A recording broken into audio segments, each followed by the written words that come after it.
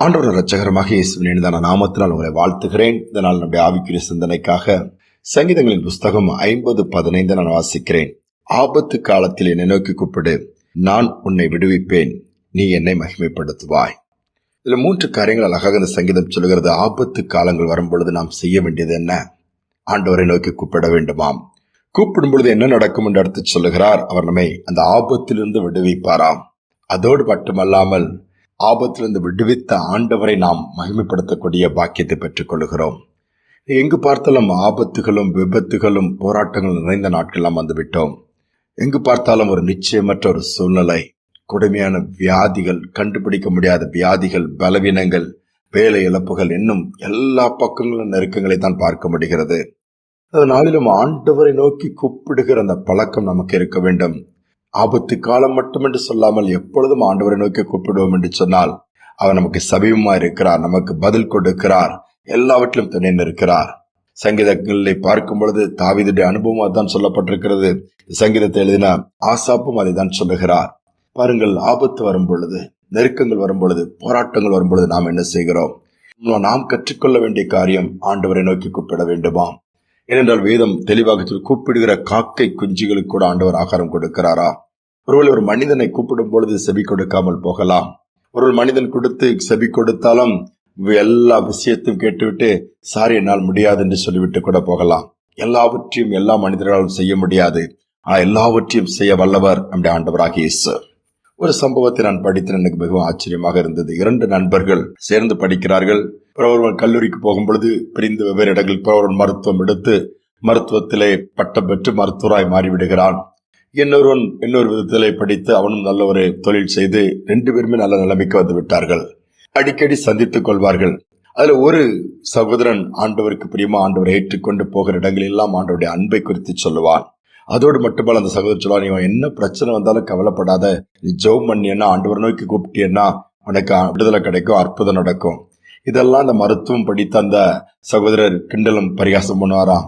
நான் மருத்துவ துறையில வேலை செய்கிறேன், எத்தனையோ பேருக்கு நான் உதவியா இருக்கிறேன், எத்தனையோ பேர் உயிரை காப்பாற்றுகிறேன், எனக்கு எதற்கு ஆண்டவர், நான் ஏன் ஆண்டவரை நோக்கி கூப்பிட வேண்டும்?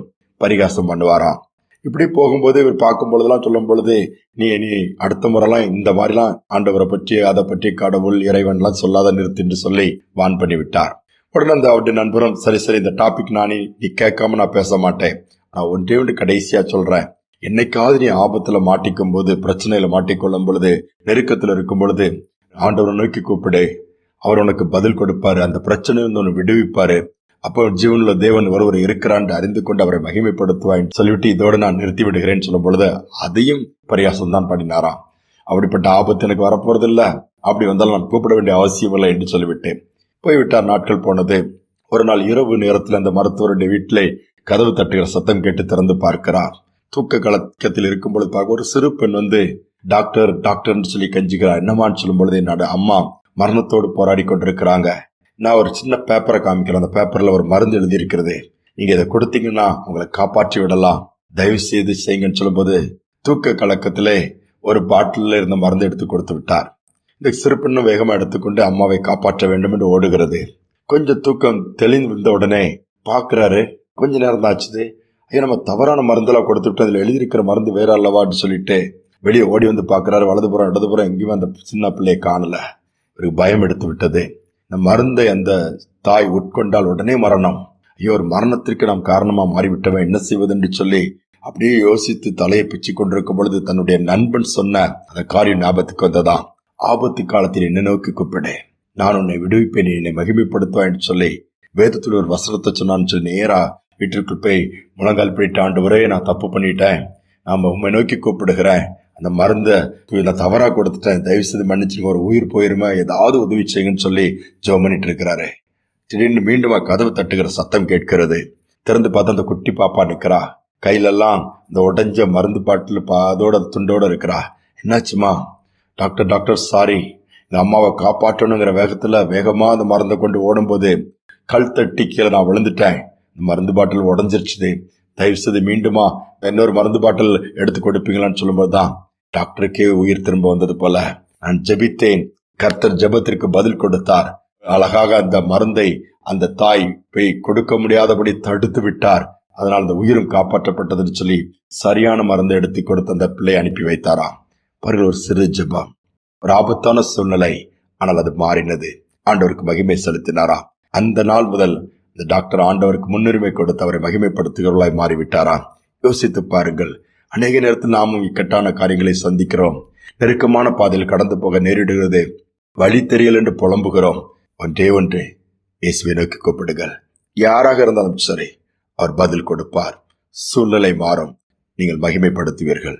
ஜெபிப்போம். எங்கள் அன்பின் பரலோக தகப்பனே, எங்கள் கூப்பிடுதலுக்கு பதில் கொடுக்கிறவருக்கு நன்றி செலுத்துகிறோம். இந்த நாளில் கேட்டவுடைய வார்த்தையின்படி யாரெல்லாம் இக்கட்டிலே, நெருக்கத்திலே, வேதனையிலே, பலவீனங்களிலே, நிந்தையிலே, அவமானங்களிலே, கஷ்டத்திலே இருக்கிறாங்களோ, உம்மை நோக்கி கூப்பிடும் பொழுது, இயேசுவே சொல்லி கூப்பிடும் பொழுது, நீ இறங்கும் என்று சொல்லி கூப்பிடும் பொழுது, பலப்படுத்தும் சொல்லி கூப்பிடும் பொழுது இறங்கி பலப்படுத்துங்க. பிள்ளைகளுக்காய் ஜெபிக்கிற பெற்றோருடைய ஜெபத்தை கேளுங்க. படிக்கிற பிள்ளைகளுக்கு வேண்டிய கிருபைகள் உண்டாகட்டும், நல்ல சுகபலன் உண்டாகட்டும். பலவீனத்தோடு, வியாதியோடு இருக்கிற பிள்ளைகளுக்கு சுகத்தை கட்டளையிடுங்க. அற்புதங்களை கொட்டுங்கப்பா. நீங்க ஒவ்வொரு பிள்ளையுடைய கூப்பிடுதலுக்கும் பதில் உண்டாகட்டும். பெரிய காரியங்களை துதி கனமாய் உமக்கு செலுத்துகிறேன்.